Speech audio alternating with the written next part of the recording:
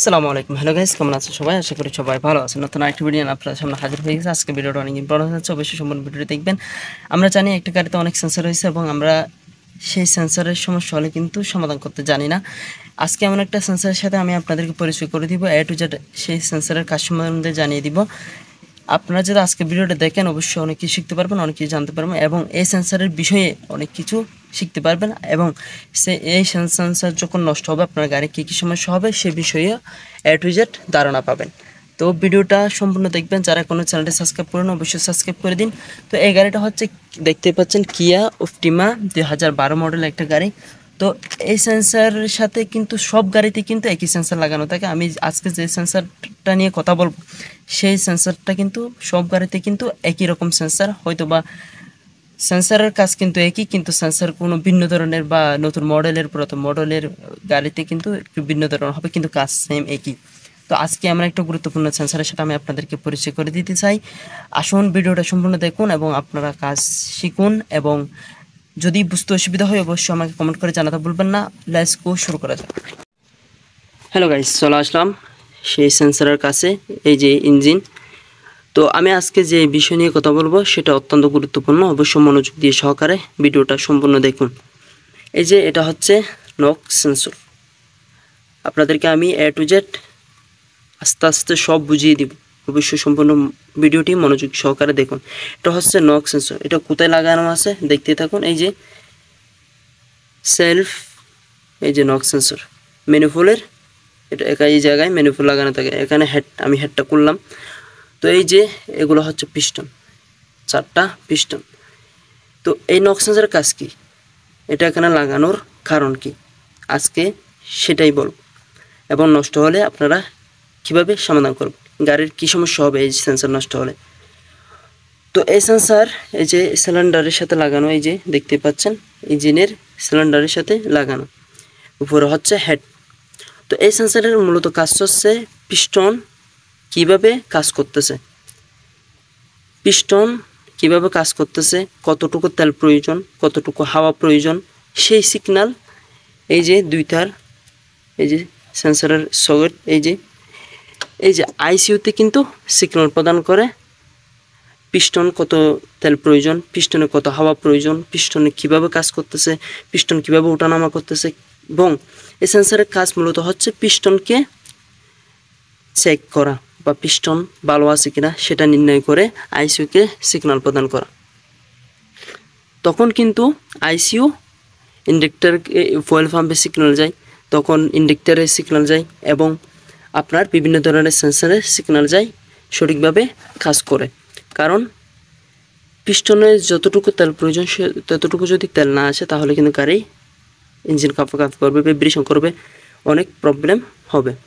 তো যার কারণে এই সেন্সর কাজ করা হচ্ছে তেল কতটুকু প্রয়োজন এবং হাওয়া কতটুকু প্রয়োজন, এই প্লাগে স্পার্ক কীভাবে কতটুকু প্রয়োজন, কি আস্তে করবে স্পার্ক না তাড়াতাড়ি করবে সেটা নির্ণয় করে এই নক সেন্সর। তো মূলত এই নক সেন্সর নষ্ট হলে আপনার গাড়ির সমস্যা হবে, সেটা হচ্ছে আপনি লক্ষ্য করবেন গাড়ি যখন চালাবেন গাড়ি শক্তি কমে যাবে, গাড়ির শক্তি কমে যাবে। কীরকম, আপনি গাড়ি যখন চালাবেন তখন পিছন দিকে কে যেন গাড়িটাকে টেনে ধরেছে বা বেঁধে রেখেছে সেরকম একটা অনুভব করবেন। গাড়িটা যখন রেস দিবেন, রেস দেওয়ার সাথে সাথে গাড়িটা শক্তি নিয়ে সামনের দিকে আগাবে না, গাড়িটা মনে হবে কে যেন পিছন দিকে টেনে ধরেছে।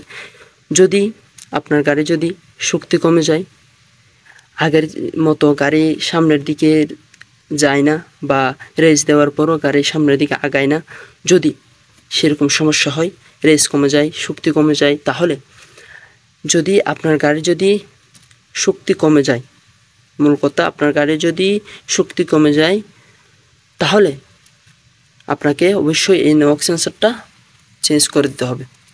এই নক সেন্সর যদি নষ্ট হয় আপনার গাড়ির শক্তি কমে যাবে। কারণ সেই নক সেন্সরের কাজ কি আমি আগে বলেছি, এই নক সেন্সরের কাজ হচ্ছে ইঞ্জিন আইসিইউকে সিগন্যাল প্রদান করা, তেল কতটুকু লাগবে, হাওয়া কতটুকু লাগবে, ইন্ডেক্টর কীভাবে তেল দিবে এবং স্পার্ক প্লাগ কীভাবে স্পার্ক করবে সেটা নির্ণয় করার কাজ হচ্ছে। সেটা ইগনিশন কোয়েল এবং ইন্ডাক্টর সব জায়গাতে সিগন্যাল প্রদান করার কাজ হচ্ছে এই ছোট একটা সেন্সর, নক সেন্সর। এই নক সেন্সর যখন আইসিইউতে সিগন্যাল প্রদান করে তখন সব সেন্সর সঠিকভাবে আইসিইউ সিগন্যাল দেয়। তো যখন এই সেন্সর নষ্ট হয়ে যাবে আপনার গাড়ির শক্তি কমে যাবে, আগের মতো শক্তি থাকবে না। তো অনেক গাড়িতে আমি পেয়েছি গাড়ির গিয়ার কাজ করে না সঠিকভাবে, গিয়ারের প্রবলেম হয়। তো সেটা অন্য আরেক বিষয়। তো প্রথমত যে বিষয়টা সেটা হচ্ছে গাড়ির শক্তি কমে যাওয়া। তো আজকে এতটুকু। আর একটা বিষয় আমি আপনাদেরকে দেখাই, এই যে আমি হেডটা করলাম সেটা কী সমস্যা ছিল সেটা একটু আপনাদেরকে দেখাই। এই যে সামান্য করে একটু দেখাই, এই যে এক্সস্ট বাল্ব, এই যে ম্যানিফোল্ডের যে বাল্ব, এই যে এই জায়গায় হচ্ছে ম্যানিফোল্ড লাগানো থাকে, এই জায়গায় সাইলেন্সার পাইপ দেখতে পাচ্ছেন। এই যে তো ম্যানিফোল্ডের যেই বাল্বগুলো ছিল সে বাল্বগুলো দেখতে পাচ্ছেন নষ্ট হয়ে গেছে, এই যে উপরে চলে আসলো।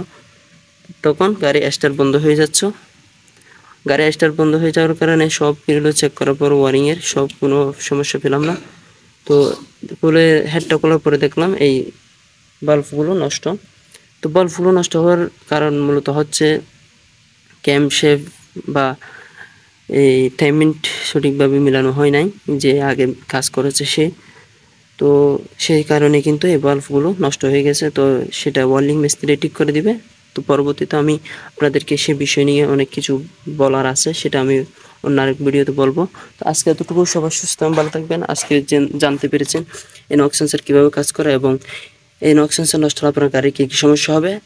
অবশ্যই আপনি অনেক কিছু শিখতে পেরেছেন আমি মনে করি। যদি বুঝতে অসুবিধা হয় অবশ্যই আমাকে কমেন্ট করে জানাতে বলবেন না। আজকে এতটুকু, সবার সুস্থ ভালো থাকবেন। আল্লাহ হাফেজ।